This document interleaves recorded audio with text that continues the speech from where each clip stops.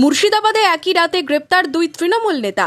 Cut money ও প্রতারণার অভিযোগে গ্রেপ্তার করা হয়েছে তৃণমূল পরিচালিত রানীনগর ২ নম্বর পঞ্চায়েত সমিতির সভাপতি কুদ্দুস আলী ও ডোমকলের ৫ নম্বর সারাংপুর অঞ্চল তৃণমূল কংগ্রেসের প্রাক্তন সভাপতি তৃণমূল নেতা বাসির মোল্লাকে। পুলিশ সূত্রে জানা গেছে, রানীনগর ২ নম্বর পঞ্চায়েত সমিতির সভাপতি কুদ্দুস আলীর বিরুদ্ধে প্রতারণা ও কাটমানির অভিযোগ রয়েছে। ডোমকলের বাসির মোল্লার বিরুদ্ধেও একই অভিযোগ রয়েছে। বৃহস্পতিবার রাতে দুই তৃণমূল নেতাকে গ্রেপ্তার করে পুলিশ। শুক্রবার কুদ্দুস আলীকে লালবাগ ও বাসির মোল্লাকে বহরমপুরে জেলা আদালতে পাঠায় পুলিশ। মনমোহিনী হেলথ কেয়ার, স্বাস্থ্য সেবায় অটুট শ্রেষ্ঠত্বের শিরোপা।